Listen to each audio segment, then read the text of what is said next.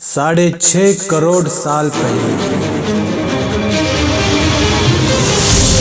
एक एस्ट्रॉइड धरती से टकराया। धूल के बादल ने सूरज को ढक लिया। धरती पर रहने वाला 25 किलो से ज्यादा का जीव पूरी तरह से खत्म हो गया।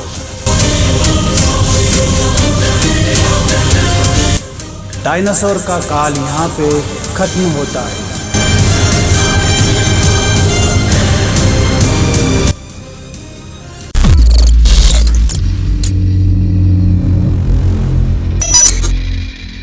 डायनासोर का अंत एक नई प्रजाति के लिए सुनहरा अवसर लेके आया और ये प्रजाति थी मैमल्स यानी एक स्तनधारी जीव। उन्हें महाविनाश से बचा लिया।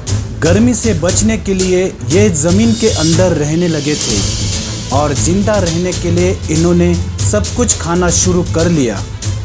इतने बड़े महाप्रलय के गुजरने के बाद धरती फिर से सामान्य हो गई थी। सतह पर फिर से नए पेड़ पौधे उगने लगे थे और धरती पर जो 5% जीव बच गए थे उनमें एडोप्टेटिव रेडिएशन की वजह से बहुत सारी नई प्रजातियां जन्म लेने लगी थी। इओसिन इपोह 5.5 करोड़ साल पहले बंदर जैसी प्रजातियां आई। इनकी आंखें सर में आगे की तरफ थी। इसी काल में इनके सर के अंदर एक इम्पोर्टेंट इवोल्यूशन हुआ। इनकी स्पाइनल कॉर्टस को मस्तिष्क से जोड़ने वाला छेद जिसे फोरमन मैग्नम कहते हैं वो स्कल के पीछे से हिस्से के सेंटर की तरफ शिफ्ट होने लगा। यानी कि अब वो प्रजाति आई जो सीधे खड़े होकर चलने में सक्षम थी। आज से 4.7 करोड़ साल पहले धरती के वातावरण में लगातार बदलाव होने शुरू हुए। धरती के टेक्टोनिक प्लेट में हलचल शुरू हुई जो धरती के बड़े महाद्वीपों को एक दूसरे के पास ले गई। ये वही भूभाग है जहां हम भारतीय रहते हैं। यह है इंडिया जो एशिया महाद्वीप की तरफ तेजी से बढ़ रहा था। इन दोनों के महाद्वीपों के आसपास टकराने की वजह से हिमालय जैसी पर्वतमालाएं खड़ी होने लगी। ये वही पर्वतमाला है जिसे हम जानते हैं दुनिया की सबसे ऊंची पर्वत यानी माउंट एवरेस्ट। ये पर्वतमालाएं इतनी ऊंची थी कि इससे मौसम का पैटर्न बदलने लगा जिससे धरती ठंडी होने लगी। इन चट्टानों से गिरने वाला बर्फ आगे चलकर कई नदियों का निर्माण करने लगा। ये वही नदियां हैं जिससे आज पीने का पानी मिलता है। अल्गोसिन इपोह 2 से 3 साल पहले ग्लोबल कूलिंग हुई। घास के मैदान बनने लगे, जंगल घटने लगे। तब ऐसे जानवर विकसित हुए जो खुले मैदान में रहने के उपयुक्त थे और इन्हीं में दूसरे जानवरों को खाने वाले जानवर विकसित हुए। 1 करोड़ साल पहले धरती वो रूप लेने लगी थी जिसे आज हम देख रहे हैं।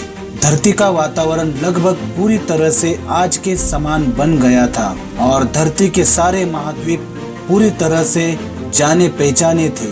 लेकिन परिस्थितियां फिर बदलने लगी। 40 साल पहले धरती को टेक्टोनिक प्लेट में फिर से हलचल हुई और अफ्रीका के पूर्वी इलाकों में एक नई पर्वत श्रृंखला का निर्माण हुआ जिसे ईस्ट अफ्रीकन रिफ्ट वैली कहते हैं।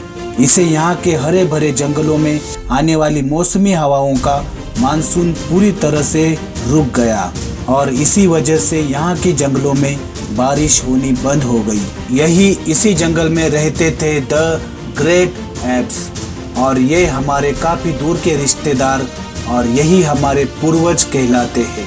इन्हें पैरेलापिथिकस यानी पैरेला भी कहते हैं। हमारी मानव जाति की शुरुआत इसी ग्रेट एप से हुई। पैरेला पेड़ों पर रहते थे और फल खाते थे। ज़्यादा वेट होने के कारण वो ऊंची छलांग नहीं लगा सकते थे, इसलिए ये हमेशा झूलते रहते थे। कभी ये अपने 2 पैरों पे भी खड़े हो जाते थे। ये चल सकते थे लेकिन इनकी चलने की क्षमता पेड़ों पर विकसित हुई। 2 पैरों पर चलना इंसानों की खोज नहीं बल्कि एप्स की खोज थी। आगे चलकर ये एप्स जलवायु और जगह के अनुसार बदल गए। कुछ चिंपांजी और गोरिल्ला में विकसित हुए, कुछ इंसानों में विकसित होना शुरू हो गए। बारिश के बंद हो जाने से यहाँ के जंगल सूख गए। जिसका सबसे ज्यादा असर इन एप्स पर पड़ा। जंगल सूख जाने से इन्हें खाने की समस्या हो गई और इसीलिए वो खाने की तलाश में जमीन पर चलना शुरू करने लगे। ये है एरडिपिथिकस रेमिडस। ये है हमारे पूर्वज जिन्होंने मानव इतिहास का पहला कदम रखा और आज इन्हीं के कारण हमने चांद पर पहला कदम रखा। इनका दिमाग एक संतरे जितना बड़ा था और इनकी लंबाई 4 फीट तक थी। ये हमारे पहले सीधे चलने वाले वंशज थे। कई हजार साल के विकास क्रम के बाद ये 2 पैरों पर चलने लगे। इससे एनर्जी कम लगती थी और चलते चलते भी खा सकते थे। 2 पैरों पर चलने से अब ये सीधे खड़े होकर दूर दूर तक नजर रख सकते थे। समय के साथ साथ विकास की प्रक्रिया चलती रही और हमारे पूर्वज धीरे धीरे विकसित होने लगे। 23 लाख साल पहले हमारे पूर्वजों का दिमाग काफी बड़ा हो गया था और ये थे होमो हैबिलियस। इन्होंने पहली बार पत्थरों को हथियार बनाना सीख लिया। जैसे इस पत्थर पर धारदार किनारा बना, हमारे पूर्वजों के पास एक हथौड़ा आ गया। हमें काटने का हथियार मिल गया जिससे वो बहुत से काम कर सकते थे जो पहले नहीं कर पाते थे। पत्थर के इस्तेमाल ने अंगूठे और उंगलियों को मजबूती दी जिससे हम उसका अच्छे से इस्तेमाल करने लगे। समय बीतने के साथ ही हमारे पूर्वज ग्रुप में शिकार करने लगे थे। ये होमो इरेक्टस जो बाकी जानवरों से ज्यादा होशियार थे, इन्होंने ही सबसे पहले आग का इस्तेमाल करना सीख लिया। आग की खोज हमारे पूर्वजों के लिए सबसे बड़ी खोज थी। ये इन्हें गर्मी, रोशनी और जंगली जानवरों से सुरक्षित रखती थी। इसी वजह से परिवार भी बनने लगे। इन्होंने आग पर मांस पकाना सीख लिया था। आग पर पकाने का मतलब था कि मांस को चबाने और पचाने में एनर्जी कम लगती थी और इसी वजह से ये अब इनके दिमाग में खर्च होने लगी। इसे ज्यादा कैलोरीज और ताकत मिलने लगी जिससे हमारे पूर्वजों का दिमाग काफी बड़ा हो गया। 2 लाख साल पहले आज के इंसान ने अपना रूप ले लिया था। लेरिक्स यानी आवाज की जो नस हमारे पूर्वजों के गले के ऊपर थी वो नीचे आ गई थी। अब हम आवाज निकाल सकते थे। हमने बोलना शुरू कर दिया था। आवाजें एक दूसरे की तरफ पहुंचने लगी थी। यही वो आखिरी विकास क्रम था जिसके बाद विकसित होकर हम बने। हम यानी होमो सेपियंस। 1 लाख साल पहले इंसान कहीं भी जा सकता था। हमारे पास ताकत और हथियार थे। हम बात कर सकते थे, आग पर काबू कर सकते थे। बाद में महाद्वीप खिसके तो अफ्रीका और एशिया जुड़ गए। उससे बनी बहुत बड़ी जमीन जिसका नाम था एफ्रो यूरेशिया। इंसानों के दूर दूर जाने से बहुत बड़ा बदलाव आया। अब एक महाद्वीप से दूसरे महाद्वीप में रहने लगे। करीब 50,000 साल पहले आइस एज शुरू हो गया और नॉर्थ पोल से आगे बढ़ गया। उसी वक्त इंसान चाइना और ऑस्ट्रेलिया तक पहुंच गया था। 30,000 साल पहले इंसान पहली बार यूरोप पहुंच गए। जब बर्फ अपनी चरम पर था तब इंसान अपनी खोज में नॉर्थ ईस्ट और साइबेरिया की बर्फीली चट्टानों तक पहुंच गया।